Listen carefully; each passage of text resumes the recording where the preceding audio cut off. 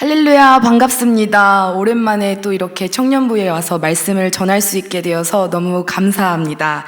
저희 좌우 양옆을 바라보시면서 청년분들에게 한번 인사 건네보실까요? 한 주간 잘 지내셨나요? 네, 아직 안 하신 분들이 있어서 한 번 더 하겠습니다. 한 주간 잘 지내셨나요? 네, 그러면 이번에는 너무 잘해주셔서 감사합니다. 저희 영유치부 아이들보다 잘하시는 것 같아요. 이번에는 나 자신에게 손을 얹으면서 이번 한 주간도 고생 많았다, 잘했다라고 한번 다독여 주시겠습니까? 거침없이 다듬어 주시는 모습 너무 좋습니다. 제가 왜 이렇게 인사를 해보라고 했을까요? 여기 앉아있는 청년분들, 또 온라인으로 예배를 드리시는 모든 분들이 각자 저마다의 고단한 삶들을 살아내시고 이 자리에 나오신 줄 압니다. 일반적으로 청년의 시기에 학업, 취업, 연애, 결혼 등 눈에 보이지 않는 염려와 걱정들이 머릿속을 떠나지 않을 때가 많은 것 같습니다. 하루에도 수십 번 우리의 마음속에는 끊임없이 불안의 목소리가 들려옵니다. 아마 많은 분들이 공감하실 것 같습니다. 주변을 둘러다보면 나는 괜찮을까? 앞으로 어떻게 살아가야 하지? 라는 생각에 사로잡힐 때도 있습니다. 이런 염려와 걱정이 우리를 성장시키는 원동력이 되면 좋겠지만 오히려 더 큰 불안함을 가지고 올 때가 많습니다. 청년 여러분들께서 이런 경험을 하신 적이 있으실 것 같습니다. 찬양을 하고 주님의 말씀을 듣고 기도를 하면 근심 걱정 가득했던 마음들이 좀 잠잠해지면서 담대한 마음들로 바뀌었던 적이 있으실까요? 또한 수련회를 가서 은혜 받고 나면 정말 불가능할 것 없을 것 같고 뭐든지 다 잘할 수 있을 것 같은 힘이 불끈불끈 솟아오르는 적도 우리는 경험한 적이 있을 것입니다. 그런데 이 담대한 믿음, 힘이 솟아나는 믿음이 쭉 이어지면 좋겠지만 각박한 사회와 차가운 현실 속에서 우리의 믿음이 흔들리고 염려와 걱정, 불안에 사로잡히는 것이 우리가 신앙생활을 하면서 겪는 어려움입니다. 지금도 우리의 마음과 생각에는 염려가 한 구석에 자리를 잡고 있을 수 있습니다. 그렇다면 이런 현재의 염려, 아직 닥치지도 않는 두려움이 우리의 생각과 마음을 덮치고 불안을 부추길 때 우리는 어떻게 해야 할까요?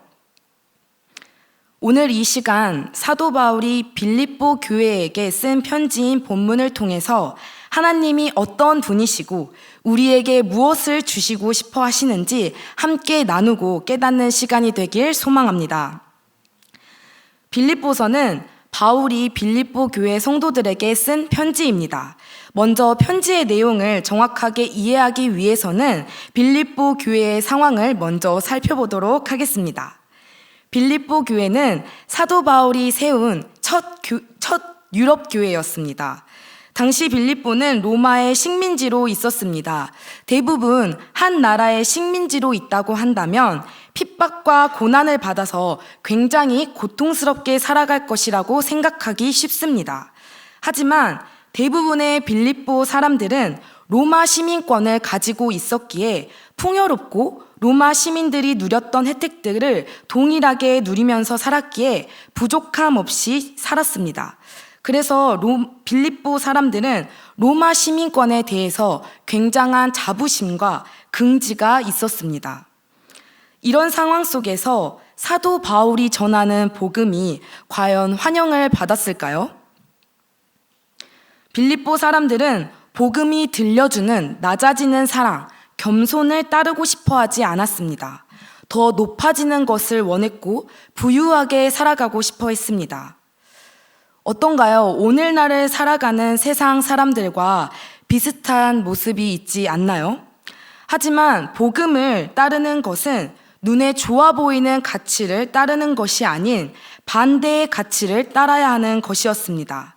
그랬기에 사도 바울이 전하는 복음은 로마법에 어긋났기 때문에 결국에 감옥에 갇히게 되었습니다. 그 정도로 빌립보는 복음이 심어지기 어려운 곳이었습니다. 하지만 놀랍게도 이 유럽에 세워진 첫 교회 빌립보 교회에는 헌신적인 믿음으로 하나님을 따르는 공동체로 성장해 갔습니다. 청년 여러분께서 혹시 물살이 흐르는 반대의 방향으로 가보신 적이 있나요? 물살이 흐르는 반대의 방향으로 나아가기 위해서는 정말 많은 힘이 필요합니다. 자칫하다가는 물살에 휩쓸릴 수 있기에 매우 위험합니다. 이처럼 자신들이 살아가는 시대의 가치에 역행해서 간다는 건 정말 쉬운 일이 아닙니다. 오늘날은 어떻습니까?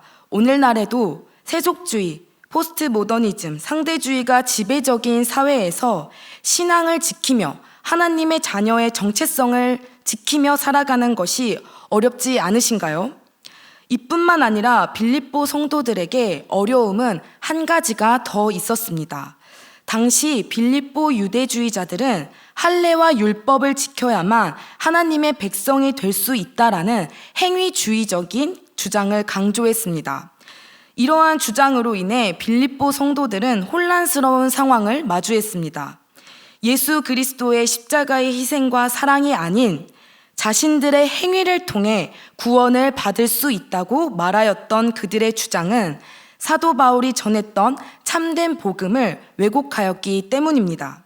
그래서 사도 바울은 옥중에 있으면서도 참된 복음을 알려주기 위해서 빌립보 교회에게 편지를 쓴 것입니다. 그 편지가 바로 빌립보서입니다. 저희 빌립보서 3장 23절 보겠습니다. 개들을 삼가고 행악하는 자들을 삼가고 몸을 상해하는 일을 삼가라. 하나님의 성령으로 봉사하며 그리스도 예수로 자랑하고 육체를 신뢰하지 아니하는 우리가 곧 할례파라.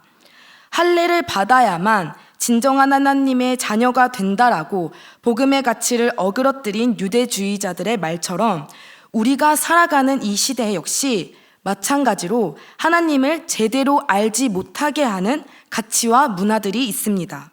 이러한 모습을 볼 때 사도 바울의 편지를 받은 빌립보 성도들이 겪었던 혼란과 염려는 지금 우리가 겪는 혼란과 어려움과 크게 다르지 않다는 것을 발견하게 됩니다. 그렇기에 이 시간 사도 바울이 믿음 안에서 한 권면들을 우리는 진중하게 받아들이고 우리의 삶에 적용할 필요가 분명히 있습니다. 오늘 본문 말씀 6절 한 목소리로 읽겠습니다. 아무것도 염려하지 말고 다만 모든 일에 기도와 간구로 너희 구할 것을 감사함으로 하나님께 아뢰라. 아무것도 염려하지 말라라고 사도 바울은 말했습니다. 단순히 긍정적인 생각을 하면서 살아가라는 것이 아닌 낙관주의적인 말로서 그냥 던지는 말이 아니었습니다. 하나님이 어떤 분이신지에 정확히 알았던 사도 바울은 아무것도 염려하지 말라라는 고백을 할 수 있었던 것입니다. 아무것도 염려하지 말고 이 문장을 볼 때 청년분들께서는 어떤 생각이 드시나요?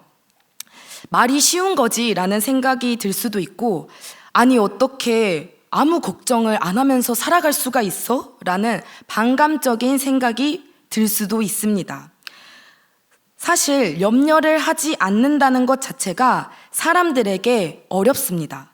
예측 가능하지 않는 미래, 낙담한 현실 속에서 나타나는 인간의 자연스러운 반응이 바로 염려이기 때문입니다. 아까도 잠깐 말씀드렸지만 염려와 걱정이 우리의 삶의 원동력이 되면 좋지만 과도한 염려와 걱정은 오히려 상황을 악화시키고 우리를 멈추게 만듭니다. 혹시 영화 인사이드 아웃 2를 보셨나요? 네, 보셨다고 고개를 끄덕여 주시네요. 인사이드 2에서 새롭게 나온 캐릭터로 화면에 나온 것처럼 불안이가 있습니다. 매우 귀엽게 생겼죠. 여자 주인공 머릿속에 감정 컨트롤을 불안이가 잡게 되자 모든 것이 이기적으로 변해가고 여자 주인공을 돕겠다고 하는 수단과 방법을 가리지 않았지만 결국에는 모든 것이 망가져가는 것을 보게 됩니다. 마지막쯤에는 불안이가 감정 컨트롤 앞에서 막 두드리다가 결국엔 손을 떼고 아무것도 하지 못하고 소용돌이처럼 뱅뱅뱅뱅 도는 모습을 볼 수 있습니다. 이처럼 염려, 걱정은 우리 안에 불안이를 만들어냅니다. 불안함이 커지면 커질수록 자존감이 낮아지게 됩니다. 어려움을 마주하게 될 때, 고난이 닥칠 때면 자존감이 낮아집니다. 자존감이 낮아지면 정체성이 흔들리기 시작합니다. 이렇게 하나하나 무너지다 보면 내 안에 있는 마음과 생각은 염려로 인해 두려움, 근심, 걱정이 생기면서 우리 마음과 생각을 어지럽히게 됩니다. 넓게 볼 수 있는 시야조차도 좁게 만들어 버립니다. 그래서 사도 바울은 염려를 전적으로 배제하라고 하는 것입니다. 염려는 하나님에 대한 신뢰를 무너뜨리고 우리가 하나님의 능력을 제한하도록 만듭니다. 청년 여러분, 염려는 내 힘으로 해보려고 하고 하나님보다 앞서기 시작하면 생겨나기 시작합니다. 그러니 어떤 문제라도, 단 하나의 문제라도 염려하지 말고 모든 일에 기도와 간구로 구할 것을 감사함으로 하나님께 아뢰라고 사도 바울은 믿음으로 권면하는 것입니다. 아무것도 염려하지 말아라 하고 끝났다면 저희에게 좀 어려웠을 수도 있겠지만 사도 바울은 정확한 방법을 알려줍니다. 바로 기도와 간구로 하나님께 나아가야 해라고 정확한 방법을 사도 바울은 알려줍니다. 청년 여러분, 기도란 무엇입니까? 기도는 하나님과의 관계에서 드리는 깊은 교제입니다. 우리의 마음을 열어놓고 하나님께 열어놓고 하나님과 대화하며 그분의 뜻을 구하는 것이 기도입니다. 그렇기에 하나님과 자녀된 우리가 하나님과 교제하는 특권이 바로 기도입니다. 자녀가 부모님께 필요한 게 기도입니다. 간구는 우리의 필요를 솔직하게 하나님께 말하는 것입니다. 자녀가 부모님께 필요한 게 있거나 도움이 필요한 게 있을 때 말하는 것처럼 우리의 아버지가 되시는 하나님께 요청드리는 것이 간구입니다. 제가 어렸을 때 간구를 묵상을 하다가 생각났던 게 유치원에서 이제 집에 갈 때쯤 되면 꼭 선생님께서 언어 전달이라는 것을 알려주셨습니다. 두 손을 펴고 언어 전달 하면서 하는 거였는데 선생님께서 유치원에서 있었던 일을 한 문장으로 요약해서 부모님께 전달하는 방법을 두 손을 펼쳐서 언어 전달하면서 가르쳐줬던 게 기억이 납니다. 그래서 어린이집 하원 차량에서 내리면 앞에서 기다리셔 주시는 부모님께 언어 전달하면서 오늘은 하면서 이렇게 전달했던 게 있었는데 이것처럼 자녀가 부모님께 있었던 일들을 말하고 때로 고민이 있을 때 친구들하고 이야기를 나누는 것과 같이 그보다 더 자세하게 깊게 내 안에 있는 모든 것들을 하나님과 이야기하라는 것이 기도와 간구함으로 나아가라는 것입니다. 마태복음 7장 11절입니다. 너희가 악한 자라도 좋은 것으로 자식에게 줄 알거든 하물며 하늘에 계신 너희 아버지께서 구하는 자에게 좋은 것으로 주시지 않겠느냐. 가장 좋은 것을 주시고 싶으신 게 바로 하나님 아버지의 마음입니다. 그렇기에 지금도 우리의 간구를 들으시는 하나님께 우리는 나아가야 합니다. 여기서 사도 바울은 어떻게 하나님께 나아가야 하는지 특별한 태도를 덧붙입니다. 바로 감사함으로 하나님께 나아가라는 것입니다. 청년 여러분, 우리가 일상에서 감사함을 느끼고 표현할 때를 한번 생각해 보시길 바랍니다. 감사하면 다른 사람에게 도움을 받았거나 무언가를 받았을 때 우리는 감사함을 표현합니다.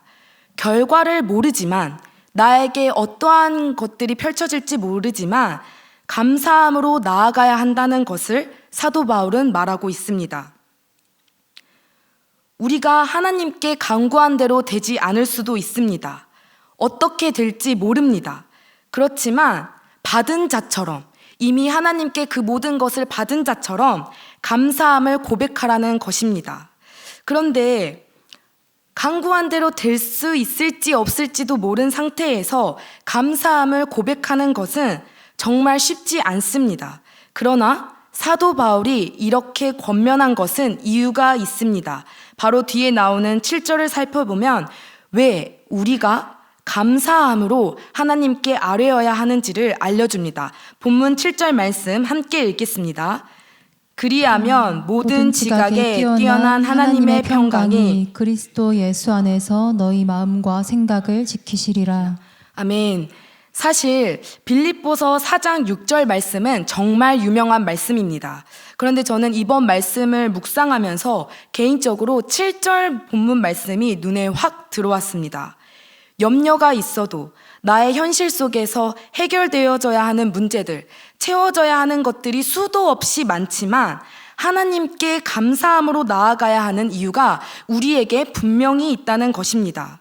감사함으로 하나님께 아뢰었을 때 모든 지각에 뛰어난 하나님의 평강이 그리스도 예수 안에서 너희 마음과 생각을 지키신다고 사도 바울이 고백하고 있습니다.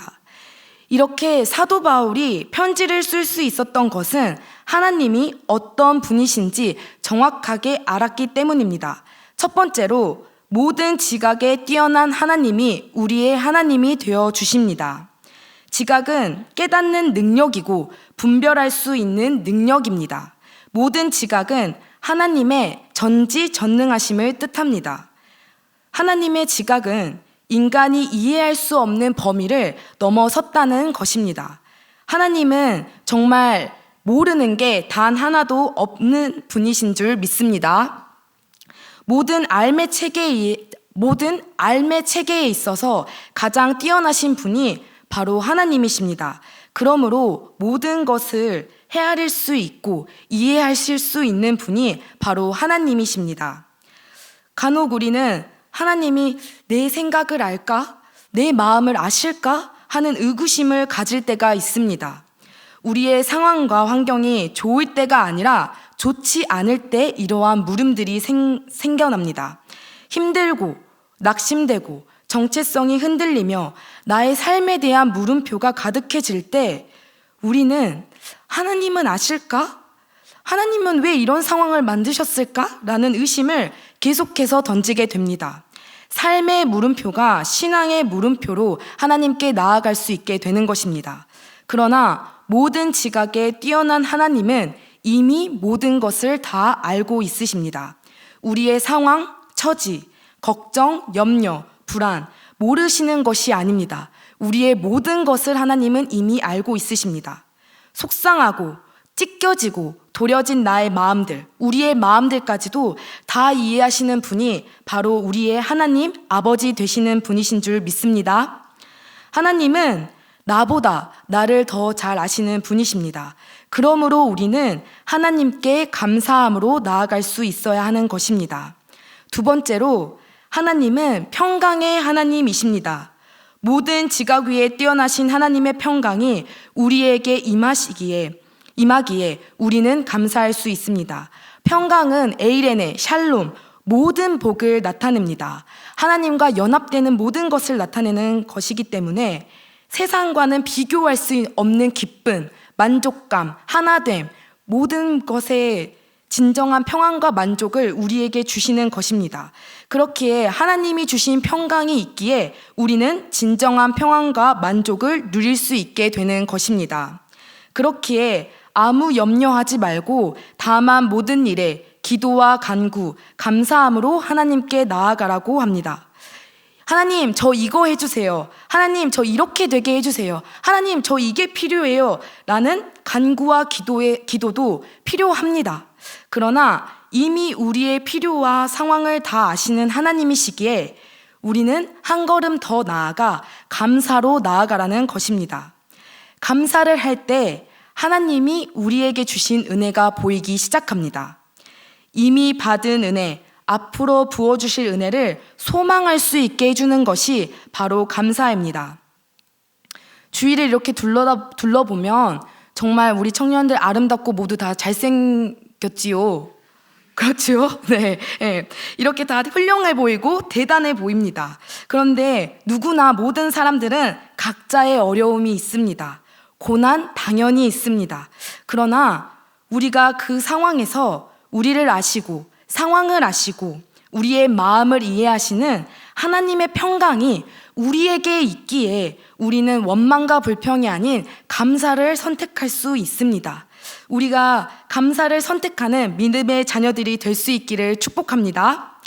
감사로 하나님께 나아가면 내 눈앞에 펼쳐져 있는 걱정들, 고민들이 고민 같지 않게 느껴질 수 있습니다. 염려와 걱정에 둘러싸여서 공격당하지 말고 하나님을 바라보길 우리에게 말씀하고 있는 것입니다. 정말 아무것도 염려하지 말고 내가 주는 평안, 내가 주는 평강을 나는 누렸으면 좋겠다라는 것이 하나님의 마음입니다. 그러기에 우리는 감사로 하나님께 나아가 하나님을 인정하는 주의 자녀들이 되기를 바랍니다. 하나님의 나라의 시민권을 가지고 하나님의 자녀됨을 누리는 자들이 하나님이 주시는 평강, 감사함의 기쁨을 알아갈 수 있습니다. 마지막으로 우리가 감사로 나아갈 수 있는 이유는 예수 안에서 우리의 마음과 생각을 지켜주시기 때문입니다. 마음과 생각을 지키는 것은 정말 중요합니다. 세상을 살아갈 때에 중요한 것은 눈에 보이지 않는 것들입니다. 사람의 겉모습도 정말 잘 가꾸어야겠지만 정말 그 사람 안에 무엇이 자리 잡고 있는지가 그 사람의 자체입니다. 왜냐하면 우리는 마음에 품은 대로 생각을 하고 그 생각이 행동을 이끌어가는 힘이 있기 때문입니다. 그래서 사실 우리는 눈에 보이지 않는 것들로 씨름을 하고 있습니다. 생각을 틈타서 공격을 하고 마음을 흔들어 버리는 것입니다. 모든 지각에 뛰어나신 하나님은 이 모든 것을 알고 있으셨기에 예수님을 우리에게 보내주셨습니다. 하나님의 평강은 예수 그리스도를 통해 우리에게 임합니다. 예수님은 우리의 죄를 대신 지시고 십자가에서 화목제물이 되셨습니다. 로마서 5장 1절 함께 읽겠습니다. 그러므로 우리가 믿음으로 의롭다 하심을 받았으니 우리 주 예수 그리스도로 말미암아 하나님과 화평을 누리자. 인간의 몸으로 오신 예수 그리스도께서 우리 대신 십자가에 못 박히심으로 우리는 다시 하나님과 화평의 관계를 누릴 수 있게 되었습니다. 청년 여러분, 하나님이 우리에게 주시는 평강을 누리고 있으신가요? 예수 그리스도 안에서 진정한 평안을 맛보셨나요? 우리의 힘으로 감정과 생각을 컨트롤하는 것은 한계가 있습니다. 긍정적으로 살아봐야지 하는 마음도 이성적으로 감정을 억제하는 것도 컨트롤하려고 하면 할수록 모든 것이 뜻대로 잘 되지 않을 것입니다. 우리의 힘으로는 절대 될 수 없다는 걸 아시는 모든 지각에 뛰어나신 하나님께 우리는 나아가야 합니다. 이미 모든 것을 다 알고 있으십니다. 그렇기에 우리는 감사로 하나님께 나아가면 됩니다. 연말이 다가오면 여러 가지 계획과 분주한 마음들이 생겨날 수 있습니다. 그 전에 하나님께 감사함으로 나아가야 합니다. 감사로 나아갈 때 예수 그리스도 안에서 지켜지는 생각과 마음에는 기쁨이 피어날 것입니다. 장바니에라는 사람이 이런 말을 했습니다. 기쁨은 우리에게 양분을 주고 희망을 회복시켜주며 일상생활의 고난과 역경을 안고 살아갈 힘을 준다. 기쁨은 우리가 하나님께 감사함을 시작할 때에 나올 수 있습니다. 청년 여러분, 하나님은 우리에게 염려, 걱정을 주시려고 하시는 분이 아닙니다. 모든 것에 평강을 주시려는 분입니다. 그러기에 이 땅을 살아가는 우리 모든 한 사람 한 사람은 감사를 선택해야 합니다. 나의 필요도 알고 있으시고 상황, 감정, 나보다 나를 잘 아시는 하나님이 함께 하시고 지키시고 보호하시기 때문에 우리는 감사할 수 있습니다. 말씀을 맺도록 하겠습니다. 크게 달라진 것 같지 않는 24년도라고 생각할지 모르겠습니다. 그러나 우리에게는 분명 감사할 것들이 매일, 매주, 매달, 매년 차고 넘치게 있을 것입니다. 염려는 내가 내 삶을 감당하는 삶입니다. 그리고 그러한 삶은 불안한 것들에 뿌리를 내리는 사람이라는 것을 보여줍니다. 그러나 모든 일에 기도와 간구로 감사함으로 하나님께 나아가는 삶은 하나님의 보호하심과 지키심이 있는 삶입니다. 청년 여러분, 하나님보다 큰 문제는 없습니다. 하나님이 모든 지각 위에 뛰어나신 분이시기 때문입니다. 하나님은 우리에게 평강을 주시기 원하시는 아버지이시기에 예수 그리스도 안에서 지금도 우리의 마음과 생각을 지키십니다. 올해가 끝나기 전 감사로 하나님께 나아가 보시길 바랍니다. 우리의 기도 가운데 감사함으로 주님을 높이고 불평과 원망과 어려운 상황 가운데서도 감사를 택하는 귀한 주님의 자녀들이 되길 소망합니다.